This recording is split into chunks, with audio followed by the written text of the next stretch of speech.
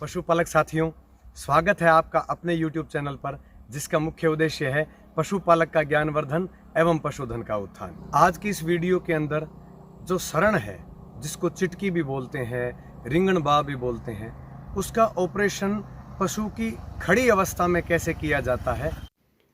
जैसा कि आप वीडियो में देख पा रहे हैं, ये भैंस बच्चा देने के बाद 3 टांगों पर ही चल रही है। मतलब बाएं वाली पीछे वाली लात जो है वो बिल्कुल मोड़ ही नहीं पा रही है। तो हम इस भैंस का खड़ी अवस्था में ऑपरेशन करेंगे।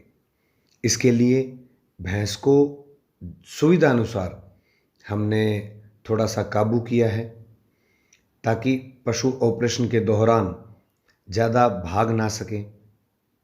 जैसा आप वीडियो में देख पा रहे हैं, जो पशु मालिक है वो इसे एक खंबे के पास काबू कर रहे हैं। उसके बाद इस पशु को जनरल एनेस्थीसिया के तौर पे हम जो दवाइयाँ यूज़ करते हैं वो इस्तेमाल कर रहे हैं, ताकि पशु हल्का सा सीडेट हो जाए। उसके बाद जिस ऑपरेशन साइट से हमें ऑपरेशन करना है वहाँ पर हम लोकल एनेस्थीसिया देते हैं, ताकि वो हिस्सा सुन्न हो जाए और पशु बिल्कुल ही ना हिले। जैसा आप वीडियो में देख पा रहे हैं, उस जगह को लोकेट किया जाता है जहाँ से हमें ऑपरेशन करना होता है। ये ऑपरेशन एक सर्जन पशु चिकित्सक की देखरेख में ही करवाएं। कई बार ऐसा देखा है कि कुछ अनाड़ी व्यक्ति वीडियो देख के या वैसे ही लोगों को भ्रमित करने के लिए इस तरह के कट मार देते हैं, और ये एक ऐसा प्रोसेस है या ऐसा ऑपरेशन है, अगर ये गलत हो जाता है तो उसके बाद दुनिया की कोई भी ताकत और सर्जन इसको वापस ठीक नहीं कर सकता। इसलिए पशुपालक भाई हमेशा जागरूक रहें, सचेत रहें।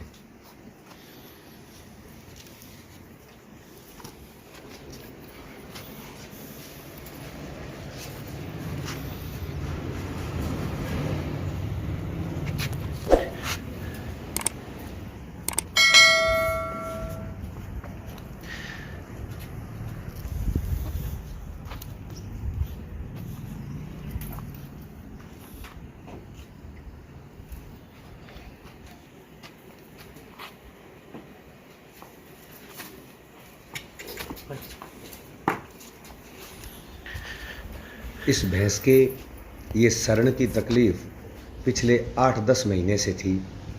पशुपालक को किसी ने ये बहका दिया कि जब ये बच्चा दे देगी उसके बाद अपने आप ठीक हो जाएगी। तो कई बार क्या होता है कि पशुपालक दूसरे पशुपालक की बात को बहुत जल्दी मान लेता है। पशुपालक साथी दूसरे पशुपालक की बात ज़रूर सुने, क्योंकि कुछ पशुपालक साथी सर्जन पशु चिकित्सक के सीधे संपर्क में होते हैं, लेकिन हर पशुपालक द्वारा बताई गई बात हर बार सही हो ये ज़रूरी नहीं।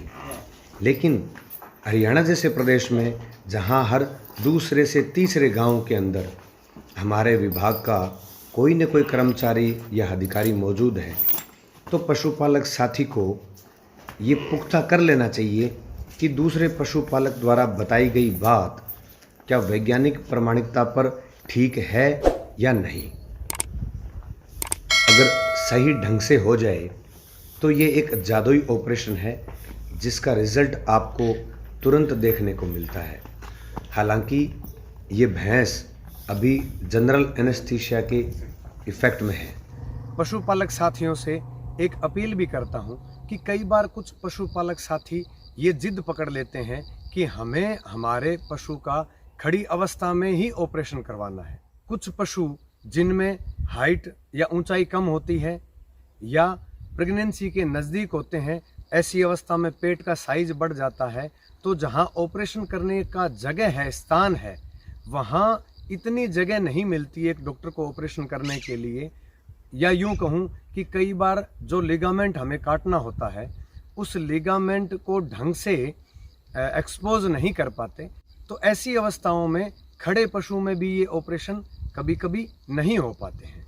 इसलिए जो भी सर्जन पशु चिकित्सक अपने विवेक के हिसाब से ऑपरेशन करते हैं, आप उनकी सलाह को माने और अपनी जिद पर ना अड़ें। क्योंकि कई बार जब पशु में इस तरह की दिक्कत आ जाती है और पशु चलने में असमर्थ होता है, कई बार पशु एक एक दो दो दिन बैठता नहीं है, तो पशु थकने की वजह से, या अभी गर्मी का मौसम है, पशु वैसे ही बेचैन रहता है, अगर पशु गिर जाता है तो पशु का पैर टूट सकता है, यानी फ्रैक्चर भी हो सकता है।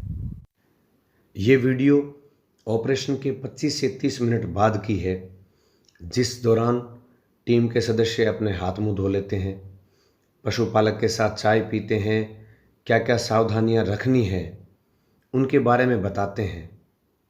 उसके बाद तब तक जनरल एनेस्थीसिया का प्रभाव भी कम हो जाता है। अब अगर हम इस भैंस को देखें तो ऐसे लगता है जैसे इस भैंस की कोई तकलीफ थी ही नहीं। ये वाकई एक जादुई ऑपरेशन है। धन्यवाद।